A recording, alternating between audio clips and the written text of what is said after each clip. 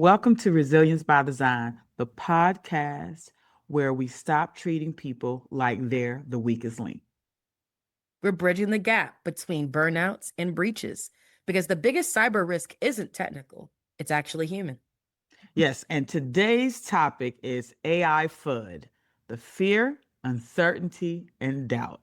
We all know AI is transforming the world and the way we live in ways that we've never thought about. And what we're seeing in our spaces is that it's transforming the way people think about their careers, their life, their future. And so this episode is going to separate the hype from the actual practice that we're seeing that's occurring right now across technology, across Yes. leadership, across cyber. And so today's goal isn't to teach you every aspect of AI. It's to just give you some fundamental understanding of what we're seeing. Because everywhere you look, also, there's another AI tool. So even if you understand AI, it gets very overwhelming. There's an AI tool, certification, or prediction that jobs are disappearing. And it feels like you are trying to deal with all of this information and you don't necessarily know where to go. So many people feel overwhelmed before they even begin. So the bigger question really is, are we afraid of AI or are we actually afraid of change? So let's voice these fears out loud. Are we afraid of AI or are we afraid of change? I think it goes both ways, right? Yeah, it does. But it's looking at how do we navigate it right now and how does it impact us personally. I know we look at a lot of different smoke signals that are out there. We see people, all these different AI courses that's out. So then people run and go buy every AI course. I can't tell you Yep. how many questions I get. Dr. Sutherland, which course should I take? Who's giving the best course? They're rack and stacking all of these certifications and not understanding how it really impacts their performance, their overall job performance, and their future. And so we start looking at making sure that people aren't suffering from this AI burnout because Yeah. what'll happen is they'll start, as we say, doom scrolling, right? They're Yeah. looking for all the certs, all the tools, and not really understanding what does it really mean to have AI or use AI. They don't really understand the feeling behind it and how to actually apply it. I think that's one of the a couple of the smoke signals that we're seeing right now across the industry. Or it's like you're chasing all of, I would say, the accoutrements of AI, but you're not actually practicing it. That's the other Hmm. thing too. So there is a business in this. Any new tool that comes out, there Yeah. is always something where there's a tool and then there is the training for the tool, then there's a certification for the tool, then there is the a badge for the tool. There's all of these things that come out, and that's part of the business. It's funny to see. And then it doesn't help, but every time you go on LinkedIn, it's like be somebody, hey, I just passed this AI course. I did this certification. Congrats to me. I did this thing. Now I am an AI champion. And it's wait. So it has so it has you feeling like, oh my gosh, I'm not where I need to be. When to be honest, that's also a smoke signal. Yeah. Most people, especially in business, are trying to prove it's the same thing. I'm gonna bring it to Kubernetes, where it was like, oh my gosh, we need someone with 15 years of Kubernetes, and it's only been around for 10. How are we doing this? How are you an AI expert when you just started using this yesterday? True. And so with all of this, and they're getting home, getting this cert, we talk to students about making sure that they're taking the right certs from the right places that gives you the fundamentals and the right Exactly. content that you need to navigate this space. And so we want to jump into understanding what is AI. Yes. And one thing also, not only what is AI, but how to deal with the anxiety that comes with today's pressure. So, learning really should be something that's very intentional. And that's why we're going to break down AI, exactly what we need to go into, right? But Yeah. it shouldn't be reactive. And I think that's what's happening. So, practice is what should be consuming all this content and doing Yeah. all these pieces. Smoke doesn't mean everything is on fire, but it does mean it's time to pay attention. In resilience, we learn to recognize the warning signs before they become a crisis. And the same is true with AI. Feeling overwhelmed, chasing every new tool, collecting certifications without a learning strategy, or a clear purpose for applying what you've learned, or constantly comparing yourself to everyone else's journey. Those are smoke signals. Now, they're not signs to panic, but they are invitations to pause, refocus, and respond with intention. Now, let's move from recognizing the signs to building the foundation. Welcome to our road to resilience. This is where we talk about how we get to where we are right now in the specific topic. And so today's topic is looking at going from fear to fluency. And we're going to start first with the fear in the AI FUD, which is looking at what people don't understand. Like, what And the heck is AI even? That exactly.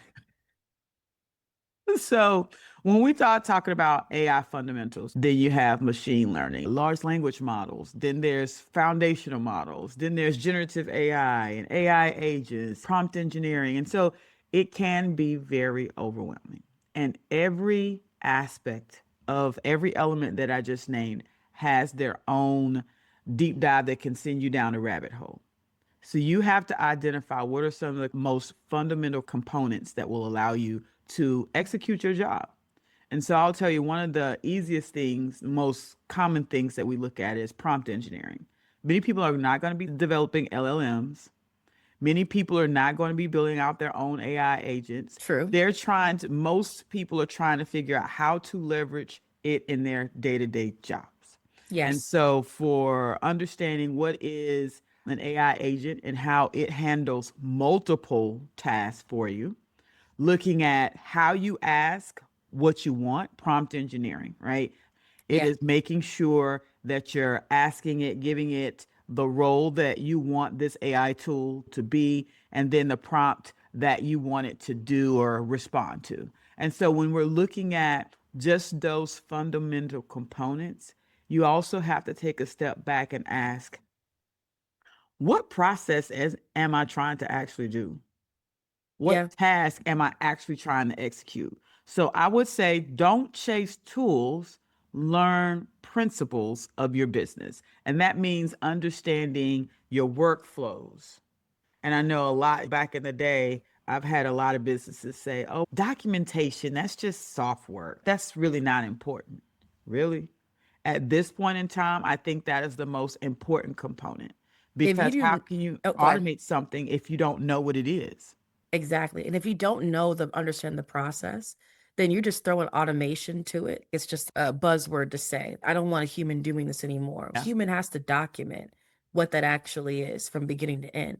And even if you want improvement, so say for instance, we do a lot of automation where it ends up being not just a copy paste of what a human is doing, but even Mm-hmm. saying, okay, these are the parts that we actually don't need a human to do any longer. I'll give an example. There were times when there were certain systems in place where you literally part of someone's SOP is to pass information here to here. Upload, download something for a spreadsheet or something from here, and then upload it there in order for something to happen every day. If you're automating, then the tool is going to do exactly that. It's going to Mm-hmm. download and then upload. But you really want is the integration and interconnection where it automatically is flowing all together. So that's where it's like you can write an SOP, but the great thing about AI is it will say, hey, if you prompt it to do that, hey, I'm going to look at this SOP. There are some improvements that I can actually make that you aren't even thinking about that I could just Mm-hmm. do. But it has to start from somewhere. Yeah. And if you just say, hey, automate this process without any context, it will give you everything. It will do something. It will tell you what Mm-hmm. it could do, but it won't have working knowledge. If you don't connect it with the databases, the systems, the tools, to show the different flows and do that, and it doesn't have access to anything, it will just do it off a dome with nothing and nothing. It's No gonna be con- just no context. Yep, no context. As a executive, some of the things that I've seen is that many leaders want to think that they know their business.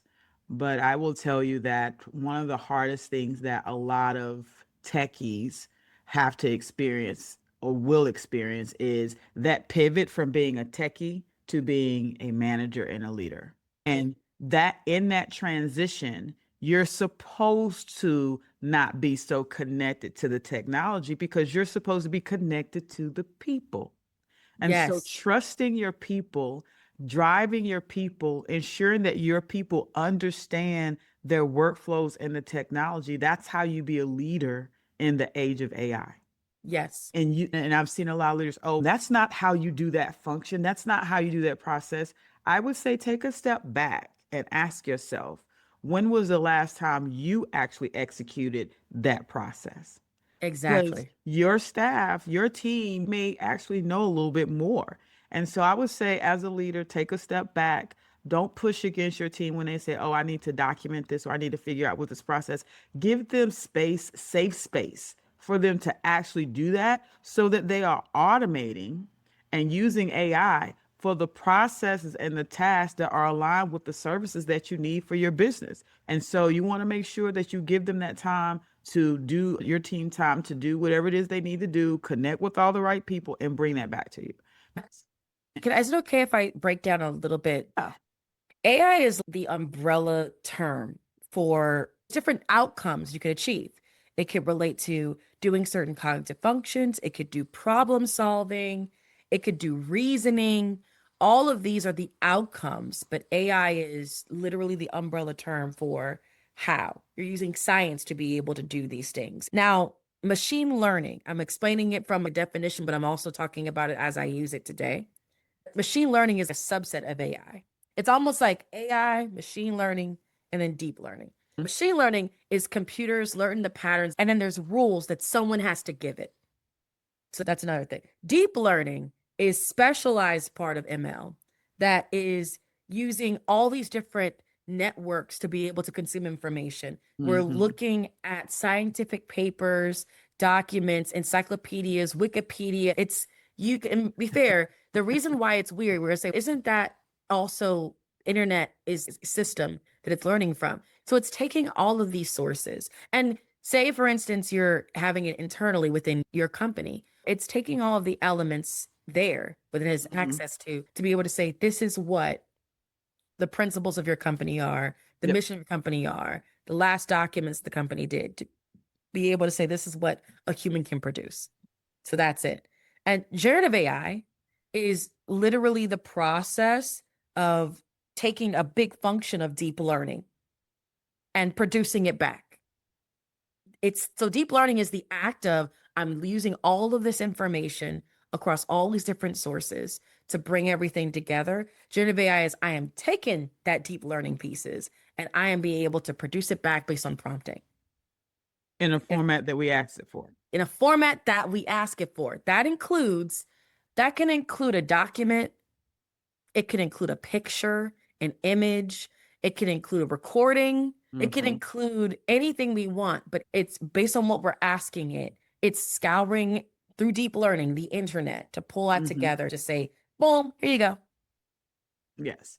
And then understanding a couple of key components, like you talked about earlier, was one, the data. Yes, So let's be clear. That is the new currency of our time. yes, That means that the more prompting you're putting in, now I know your lifestyle because you're asking all these different things. Then exactly. it's going and pulling all that knowledge. It's going to retrieve all that knowledge from all these different knowledge bases that Alexis talked about. So then also what happens is it can take that internal data, that external data, move that external data to internal data, and now it's building out the internal platform. And that's where the money, the efficiencies, the effectiveness starts coming in. And then there's also the fear, because Yep. guess what this thing is now? This is a gold mine. Exactly. So generative AI is the general term for doing that, right? The large language models is something a little bit more specialized because it's trained on a very specific subset of data that is Mhm. pulled into its like into its context so that it can give you back with a high level of coverage and accuracy a certain outcome that you're looking for. How I Yep. use it. from an Amazon perspective, just being very blunt. Now, we use large language models to be able to train on, for instance, if there is 18 karat gold jewelry Yes. and you want to be able to certify that this is actually 18 karat gold jewelry based on scientific results. They take a example of a 18 karat sample of 18 karat jewelry, throw it into a Mhm. lab, and there are certain results based on the scientific elements that are coming up with it. And that report is what we'll say. Someone will look at that report. A scientist will look at that report and say, yes, this is actually 18 karat gold jewelry. It qualifies under scientific information, these elements, based on these results from this lab, that this is actually certifiable 18 karat gold jewelry. Why we care about that? Because some people have skin allergies or Mhm. sensitivities. If it's marketed as 18 gold jewelry, but it's not, then that could be cause some serious irritation and harm to a human. So we care about that, which is why we have scientists review those scientific results from a lab, which is why we require testing. Now, if you have to prove that, say if there's millions and millions of products of 18 karat gold jewelry, it's impossible for a human to review all those scientific reports. So what is the LLM trained to do? It is trained on thousands and thousands of scientific lab results pulled from every different lab that is being used. And now it can certifiably can look at any lab report and say, yep, that is 18 karat gold jewelry based on the scientific information we have and the results of the tests that were performed by all of these thousands labs. Now, if you don't have that data, if you don't have those lab test results, if you didn't have the tens of years that we've been doing this from Amazon, then the accuracy and the coverage for the learning model would be a little bit lower because it doesn't have enough Mhm. data to pull from. So now we have it. And so it's able to do it. But that's what a language model is. It's trained to do a certain outcome based on a subset of data, but it's a lot of data. It's a lot of Yeah. data in a specialized subset. So, yeah. And it's trained based off the context. It's trained based off the industry. And Yep. so when we start thinking about what she said, what Alexis said about Amazon, now think about what that looks like for research in the medical profession. Yeah. Think about all the different LLMs that's going on and that's being developed in the energy industry, aerospace and satellites. That's why, and that's why you're hearing so much about AI, LLMs, and the data because it's not a single tool, it's thousands of tools because there are so many different industries that are leveraging AI right now. Yeah. And There's it's so many. leveraging it to solve problems that we couldn't solve before. And so it can be overwhelming. It can. Oh, but I will say this, understanding these fundamentals, and that's a Mhm. healthy Google, to be honest with you. Just a healthy Google will tell you that. I obviously have certain context, but that healthy understanding makes AI less intimidating because you know the Yes. difference between this versus this, what this is. Yes. And honestly, this is all the same words meaning the same kind of thing. Yeah. It really is that. So also these tools come and go. Yeah. And so what we're seeing now is that all of this, as she talked about, this can be overwhelming. And it's actually making people feel uncertain about their career, about their life. It's making people feel like maybe I'm not as smart as I think I am. So imposter syndrome starts creeping in. Then Mhm. there's information overload, right? Because now you're consuming so much, you're going down different rabbit holes, and sometimes you get stuck down a rabbit hole. And not having that ability to come out will keep you down there and keep you in that constant state of doubt. And it's also leading to more burnout. Agree. And so, Completely what we agree. want to make sure is that we address this because of the burnout, and because we know that people are afraid that maybe I might not ever be needed again. That isn't true. There are ways, and we're going to talk about how do we navigate the AI burnout? How do we stay resilient when everything keeps changing? Because this isn't just a technology issue; Yeah. it's a resilience issue. Agreed. Agreed. It's a fully resilient issue. So then Yeah. how do we stay resilient when everything keeps changing? And that Yeah. goes into our next segment, resilient voices. Resilient voices. So I think that if there was ever a theme on the Resilient Voices that we have this year, it's about mindset shift and Mm, what we have to do. Now, I'll share some examples from a product management perspective. When I started in product management, I was just learning the fundamentals. I was learning what are the necessary documents, the business requirements documents, the press release, the strategy documents, all those I was just learning how to produce. And most of the people that are around me wrote those by hand, dealt with those by hand. They may have mhm, had an arsenal of previous documents before, and so they were able to get stronger and stronger in it. But then there was a pressure of use AI to be able to do this, but I didn't know what good looked like. So it AI felt overwhelming because there was not only one tool to use. There was like 5 or 6 tools that people were telling me that they're using to be able to produce some of this documentation.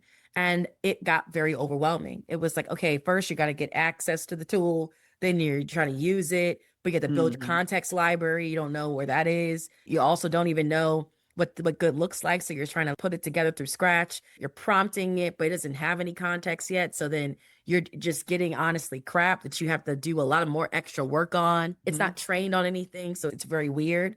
And then there was one tool that I liked a lot, and then they deprecated the tool because this other tool took over. And I was like, great, so all my stuff is lost. I had all not local, it was all saved on this tool. So I was like, oh man, I don't even know what I'm doing here. And so I got very overwhelmed, right? But what helped me is from that learning experience, I had some lessons learned. So, one, saving things locally so that if I were to switch tools or do anything, I can mhm, just point to the folder, the library of the documents that I had and get it up to speed. Having an initial prompt that just sets the scene of what I want the AI to be able to do and have mhm. that load in immediately. So whatever tool I use, and I use about 3 or 4 different ones, and I'll even what I love doing now is I know what outcome I want, but I'll use the same context and I'll try 3 or 4 different tools to see who gives me the best one. And that's what helped me understand, oh, this tool is good for this kind of thing. This tool is good for this kind of thing. This tool is good for this. And we'll go into specific productivity hacks and certain tools that we use later on. But I would say my toolkit really evolved because I realized it isn't just one tool to rule them all. And I think that has been the biggest problem. It ain't one tool. It's multiple. And there's multiple for different things. But then you want to have some safeguards in place. So just in case that tool goes away, you'll be fine. This is very similar to the cloud era. When we Yeah. first started with cloud, how many fly by night cloud service providers came into place that were like, wait, you're here one day, gone tomorrow? It's the same thing. So what did Yes. people do when there was this going on? Okay, they saved certain things locally on prem and Mm, they only did certain things that were experimental that could get some gains in certain cloud service providers. Or they realized, okay, there are some more mature cloud service providers that have more information that they need. There's vendor analysis that was done. And so that's the same principles that I use now. I'll try out some things, figure I hear about something, I'll try it out. If it's too messy or too much, I won't deal with it. That's what becomes my day to day. yes. Yep. And I love how you said that you try it out. I know when individuals ask me or leaders ask me, hey, what are some of the tools that you use? I make sure that I let them know these are the tools that I actually use. I'm not going to recommend a tool that I have not used before. Exactly. That's the other thing. And that I think it also falls into the upskilling part. Yeah. Yeah. You should build some time in your schedule for just trialing out some things just because that's actually part of the job. It's not a side part of the job. It is part of the job. And I That's why think go ahead. That's why they ask us to have CPEs, continuous professional education credits, because you can't just get a certification or get a degree and think, oh, I'm just going to be done with school. I'm not ever going back to school. People ask me all the time, oh, you got your doctorate. Are you getting this certification and that certification? I'm like, no, I'm not getting a certification, but I am going to get the knowledge because you're Yes. going to need the knowledge. The knowledge is the most important part. I need to be able to know how to use it in my profession, in my Yeah. career, in my personal life. The other thing I will also say in that mindset shift is Instead of looking at others that are using it successfully as an Mhm. enemy or competition, use it as building a community. So now I have, even at work, a community of people that I'm like, oh, I'm working on this thing. What are you doing for this? Oh, I learned this thing. It's like you're sharing and trading skills. And Mhm. this is before AI. If you had that mindset where you were hoarding things for yourself and not sharing, then you don't have trouble right now because Yes. somebody else is always going to be the plug for something else. You're not going to be the smartest in this. Someone's going to be smart at certain things. And then you'll find out, oh, now I'm actually the authority on using it for these purposes. And you'll realize, oh, wait, I actually know it. And so the hard part is breaking down this understanding of I have to be the smartest person in the room. Because with AI, you're pretty much not. What you need is to have a community of a whole bunch of smart people. And that Yes. way you're trading things and working with each other and you're building your knowledge together. Yes. And that goes to how a struggle that's going to be a struggle for people that struggle with imposter syndrome. That AI is going to make a lot of people second guess the value that they bring. And let's be clear, AI is not replacing your value. It's No, just changing how work gets done. Hands down. agreed. And every profession we know, every profession is going to require re-education, continuing education, because that is the nature of evolution. That is the nature of innovation. And every time a new technology comes out, you're going to have to learn a new skill. And so when we look back at this journey of technology, and especially for the people that watch this podcast, you can't be in IT, be a technologist, and not continuously upskill, reskill, and retool. Can't. Break it down. Break it down, Cynthia. So when we look at when I was working on the Jedi effort, I had to push to get the support of the requirement to move the warfighter to the cloud. And so I got a lot of pushback. And one of the things that I'm very diligent about is educating people on what a new technology and a tool is. And what I found during when I was challenging every comment, every question, every hint, I would go to each of the executives to identify what was their fear, why were they uncertain about moving forward, what was their doubts about what cloud looked like. And so here we are with AI, and it's the same thing. And so you address fear, uncertainty, and doubt with upskilling, reskilling, and retooling. What does that Agreed. really mean? What that means is upskilling is you have to learn, yes, you have to learn new skills for your current role. This is your current job. You want to know the tools that are required, the new tools that are required to help you take your role to the next level. That's the first part. The second part is reskilling. So it's looking at how do you reskill and prepare for different careers because you may have to go into a different career. And then the next is retooling. That's using AI to improve how you work today. You have to find the ones that work for you today. And then a new one comes out. If you feel you want to learn it, then do. But don't get so overwhelmed that you get analysis, what is it? Paralysis analysis. Yes. You're constantly stuck looking at all the tools and you're not moving forward. So, we want to talk about what I mentioned was upskilling, reskilling, and retooling. And so, looking at that, it also drives us to what is the best certification? What is the best school to go to? It's not just about the certification, about the timing of when it's right to take a certification. Yes. This is something that I've been big on. Every certification I have is very specific to me having years of doing that work and me using the certification to confirm that I've done that work. Yeah. It's like it's accompanied with the experience. Yeah. And so And- for me, I'm not prompted to get a certificate right now because I'm Mhm. like, which certification better encapsulates the work that I'm doing in it, then I'll get it. Yeah, and that goes back to how do you evaluate a certification? Look at the learning objectives. 'Cause does that certification actually give you the content, the hands-on activities, and the actual expertise that you need to navigate where you're trying to go in your career? And Mhm. so when we look at that goes, and these are just basic standards that you see across any accrediting body that's accrediting an educational institution or a platform. So it's about the learning objectives, the learning activities, the content, and who's teaching it. But that's why I'm also saying if you don't know what you're doing yet, it's very difficult. You're going to be like thrown by all the different certificates that are out there because Hmm. you're like, I want to do AI. Yeah. But what in AI do you want to do? Do you want to be an AI engineer? Do you want to just actually do your role, but you leverage AI to do it better? What Hmm. in AI do you want to do? Do you want to market in AI? Do you want to be a strategist? What is it? And Yeah. that helps. It's same thing like when IT came out, he'd be like, oh, I want to get an IT cert or I want to get a CISSP. And I'm like, okay, what exactly within security do you want to do that requires that cert? Or I'm gonna get a security plus. Okay, great, get a security plus. What next? What does that mean? Everyone has one.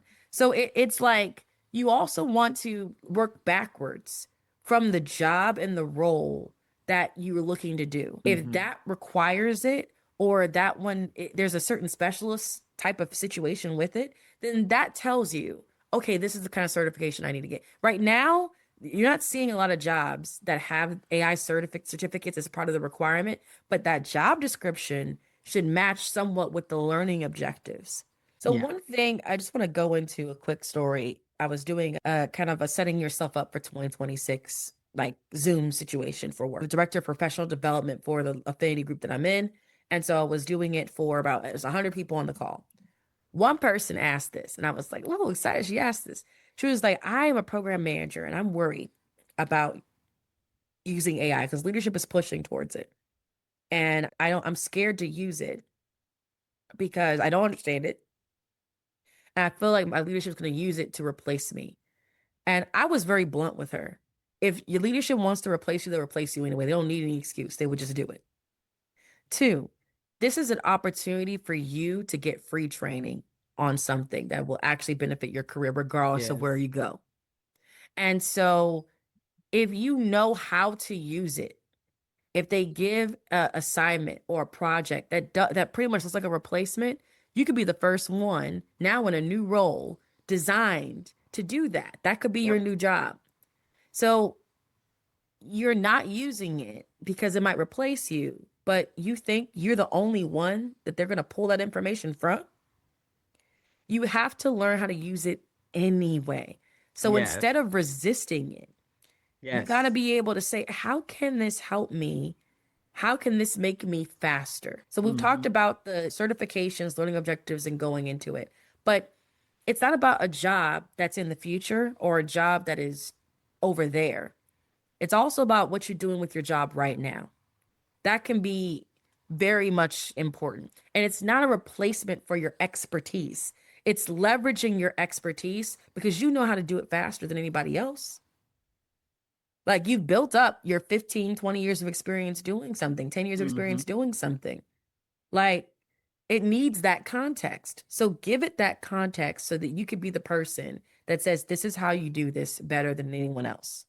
That's how this actually can work. So the other thing too is give yourself and your leadership awareness that you need time to dive in on this. Most people are trying to do this at night.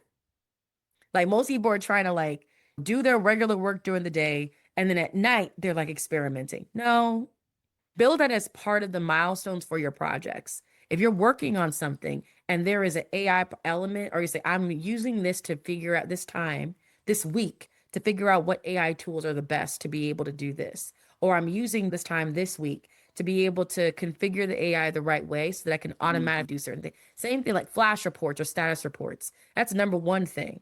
If you're able to configure, that saves you time. You can do some other things. So Hmm. configure it to be able to do your status reports for you. Configure it to write your documents for you that has to go up for leadership. Configure it to do those things, and that saves you time now for other things you could be able to do. And you can do that right now. Yeah, that takes me back to being an executive assistant early in my career, and being a secretary and having to know the templates, building a template out for everything, a workflow out, a different structure for everything. So yeah, it's taking that step back and looking at your some of your most basic functions. And even as a leader, a lot of leaders are trying to figure out what could we use AI for across our company. And I think that is looking at some of the basic bare minimum tasks that need to be completed that does not involve a lot of exchange or sharing of sensitive data.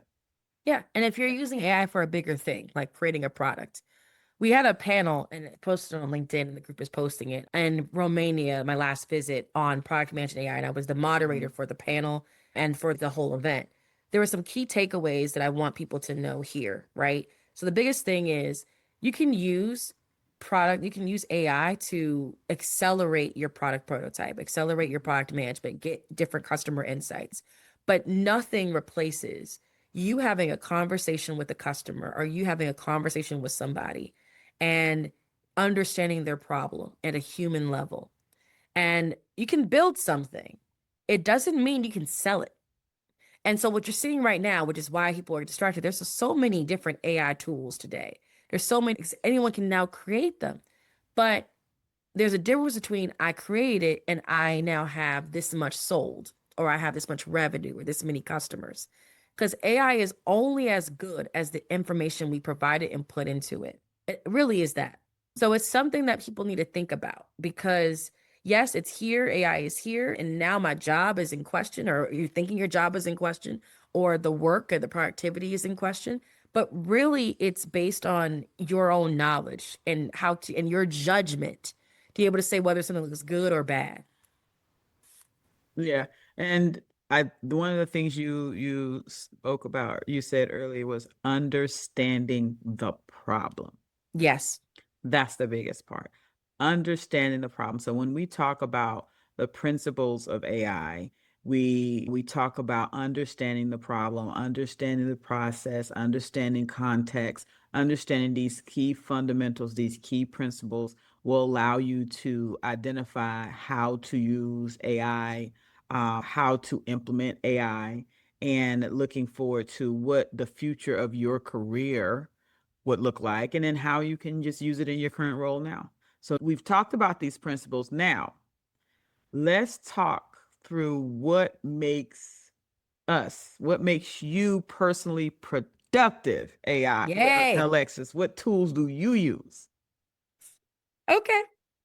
I'm excited about that. Okay, so I mentioned it a little bit. So Claude is like the backbone of everything that I've usually been doing. Now there's tools on top of Claude that we Okay. use in Amazon that I really love working Okay. with. It's like the UI that I actually appreciate to be able to get things done. Kiro is my best friend. Kiro, Kiro is my best friend. So Okay. from a product management perspective, I have to prototype things. Okay. So what I do is I prompt. I usually put in a lot of context files. I usually put in certain images that I already want, certain other products that I like. I'm like, okay, I like what they did there. I want this for this context, even though I'm using it for a different purpose. I put that into my context file. I put documents like vision documents, strategy documents in there. I put in like regulations, like raw regulation information. I put that in there as my context. And I'm like, build me a prototype that expresses this. So the one public thing I will say is there is a new law coming out and we're trying to influence it for the EU Commission to do like a one-stop shop where every retailer can log in and register to all the different member states for their product and their packaging information. Right now, a person has to log in individually to every single member state's website, and there could be like five of them in Germany alone, or five of them in France. And they have to, and each of them gives you an EPR number. Each of them has different requirements. Each of them have different fees, all of that. And we're recommending a roll up, hey, one stop shop place where someone can be able to register for all of them all in one place. So that the public policy team was talking about it, but it's different when you're seeing it. So I prototyped a web page of what that looks like with the workflow of you registering, of you seeing your reports, of you seeing the EPR numbers, of you putting in your product information, packaging information, and you being able to monitor that. It's all in a piece. I use all of that through Kiro. If and any follow-up questions like, oh, how much does it take to do this? What are the engineering costs? What is the head count? How many hours will it take? Okay, here you go. It estimated it. And I even did two different estimates. One, if they did it themselves, and two, if they also leveraged AI assisted to be able to do it. And that's two different costs. All that's in there. And I don't have to worry about it. If I were to break this down in chunks and do a work backwards plan, it did my initial draft for me. That's what Kiro does. Pippin. Gotcha. Yeah, so it's awesome. I love that. And you can, Okay. if you connect it the right way, you can connect it to all these different sources and tools to be able to make it even more powerful. Got So it. there's Pippin, which is another tool that we use, and I use it for writing documents. So it's really good. It's better than Kiro at writing documents. Really? I use Claude to write my documents. It's all based on Claude. But Oh, Pippin gotcha. is trained on a very specific type of document. There's a product management Gotcha. thing for Gotcha. it. And so Gotcha. it's if you're using basic documents, any old document, you can use Claude straight for that. But then there is specific tools that are trained for certain business use cases. And that's what Pippin is for me. So you talk about Pippin and Kiro. So Pippin and Cairo? Kiro, Kiro. Kiro does not replace any of your existing infrastructure. It sits on top and uses your infrastructure. exactly. But if I want to prompt it and say, okay, I want to actually put this together and make an S3 bucket to be able to do this, it'll do it. I don't have to Gotcha. worry about that configuration. I have to give now. One thing is you do give it a lot to the engineers. I put a business requirements document. I give it to the engineers so we can be able to test out what I'm talking about and they Mhm. understand what I'm doing. Then they're like, yo, this is great. Perfect. So it's not a replacement of engineers, but it is something where I'm like, hey, I want to get as much as possible to the final production. Then that's when I will take Kiro documents and Kiro specifics on engineering and get over to Gotcha. engineer to confirm. And it makes the Gotcha. process faster. Or when I'm talking to other people about my prototypes, I can show them what I'm talking about versus it being conceptual. It makes things a lot faster. I use Marbleism for my own personal assistance. That's also great. You showed me that. Yes, it's looking through my inbox, it's categorizing things, it's giving draft responses so I don't have to. I can just open it up. It already has a draft response. I'm like pressing send. It's good to go. It's great. I was looking for information on grants. Pull all that information for me. It is great for that. It is Yes. awesome with the deadlines and the times. It's linked into my calendar, so I put that on there too. It's great. ChatGPT is the best for me for images and visuals. Visuals. Yeah. The Yep. Yep. best, Yep. bar Yep. none. I'm Yep. sitting here trying to do my new bedroom. I take a picture of my bedroom and I'm like, okay, this is what I want it to look like. This is the Hmm. color swatches I already have. Here's what I want the carpet to look like. I'm just doing a couple prompts and this is our guidance. We did that for our bathroom. Yes. We literally just did our bathroom for renovation.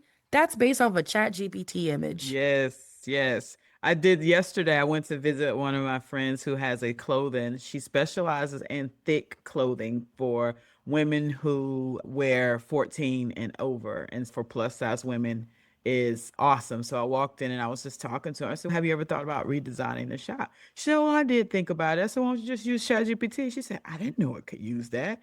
I said, "Let me show you."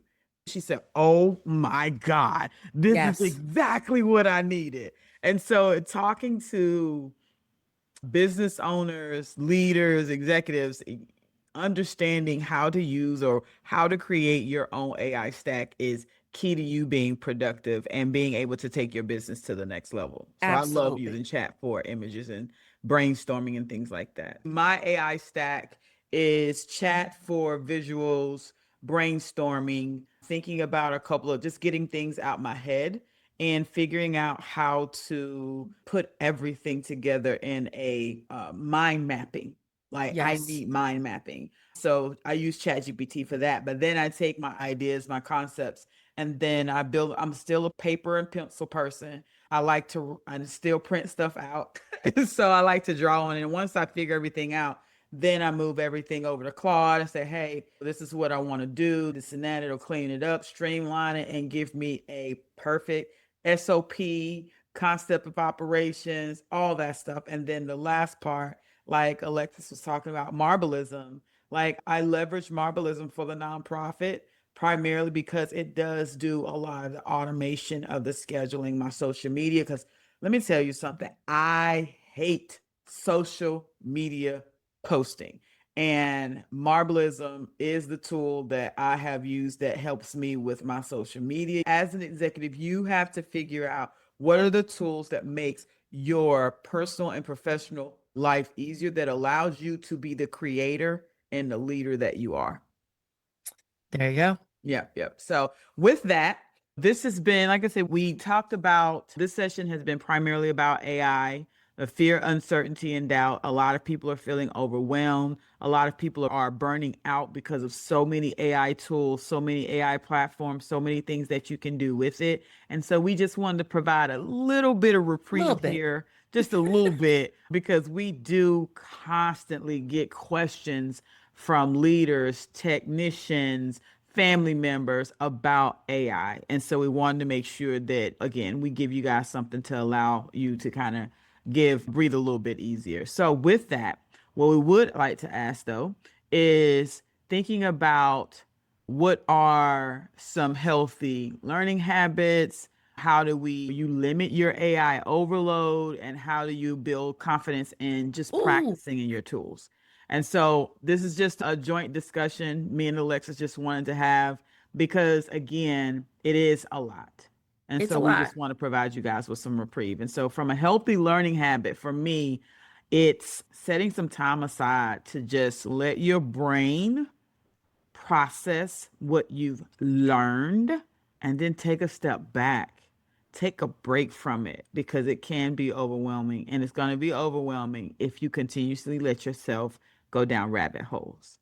So I would say go through, leverage it, give yourself a timeline, and then take a step back, look at where you started to where you are, because sometimes AI will send you down a path that you weren't even thinking, and you forgot about what the problem was. Did Yeah. you solve the problem? Like, Yes. that's the point. Did you solve the problem?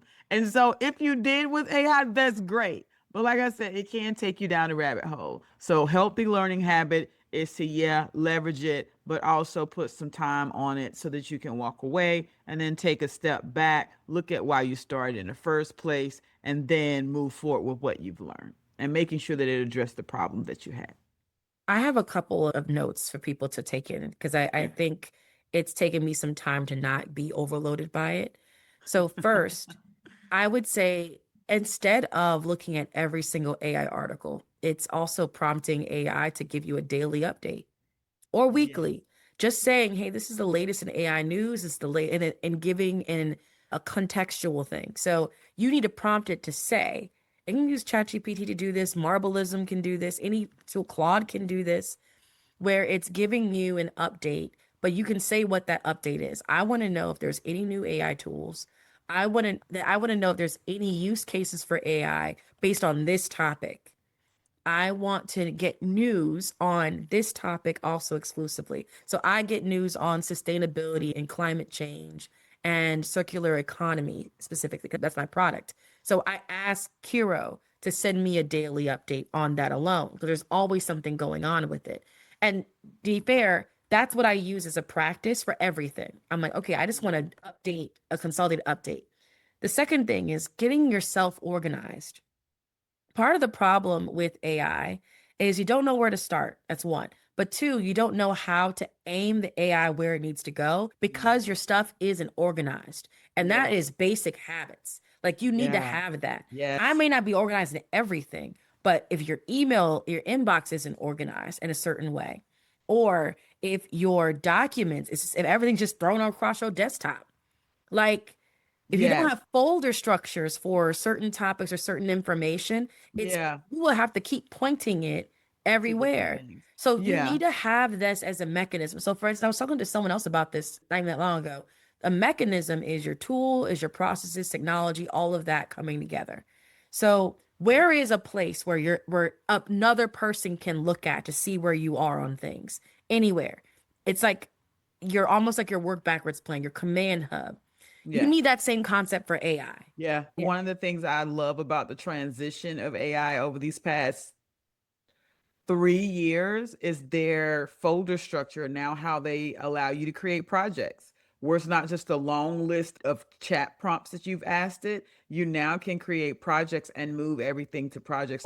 I create a project called Kids. That's where I put the things for the kids, right? A project for the nonprofit, I'll put the things there for the nonprofit. And so, yeah, creating those projects folders will allow you to be more organized. And that will help you also reduce the overload because now you're not just reading everything. You can go to a specific theme and look there. Exactly. So those are the basic things. I would also say the confidence through practice. The biggest thing about confidence is based on the facts. The facts is you need to have some level of practice on a regular basis in this. And I actually don't mind the rabbit holes because sometimes that information can be needed months later for something else. Yes, most So definitely. look at this as the joy of discovering something new. Woo. It's not about you got to know it immediately. No one Yeah. does. And people that do say that they know it, they're lying. So let's stop, okay? Unless you built it, you don't know it. You don't know all the Yes. aspects of what it could do. You are still in discovery mode like the rest of us. Some of these tools Yes. haven't even been out 6 months. Okay. So no one's an expert in anything yet, even if they claim it. And just because they claim it, don't make it true. So for you, I'm just saying it. So just for you, for anyone that's out there that is like, okay, how can I get up to your goal isn't to become an expert immediately because we're still trying to figure out what this all is. Your goal is to not be left behind by inaction. Yeah. And when we look at how we've adapted through every major technological revolution, Yeah. from the steam engine to the invention of computers to the internet to cloud computing and now AI. If you learn anything, remember that technology will continue to change, Yep. evolution, innovation will continue to change. And your ability to learn and adapt and stay resilient is what makes you future ready. And so these tactics that we're giving you on how to manage burnout, reduce burnout, and navigate this age of AI is to help you understand that you shouldn't chase every tool, Not no. No, but you just shouldn't. build out resilient thinking. Mm. Exactly. Yeah. So with that, we'll go ahead and close out. And so, Alexis, anything else before we close it out? Honestly, it's I want people to take away that it's okay. It's okay to not know and it's okay to continually learn. I Yes. think that the underlying thing with the FUD regarding AI is the feeling that I've invested so much of my time and my career into these practices. Is it all thrown out the window? And the answer is no. No, it's not. It's building on top of what you already know because AI cannot replace you as an individual when it comes to your experience and your competence with your competency with your experience. That can't be replaced. Exactly. That's it for me. Awesome, awesome. Thank you guys for joining us on Resilience by Design today. And if today's conversation resonated with you, provide comments, share with others, and follow us on YouTube and Spotify and connect with us on LinkedIn. Yes. And remember, the biggest cyber risk isn't technical. It's ignoring the human system under pressure. Awesome. Until next time, stay resilient. Awesome. Thank you guys. Have a blessed day.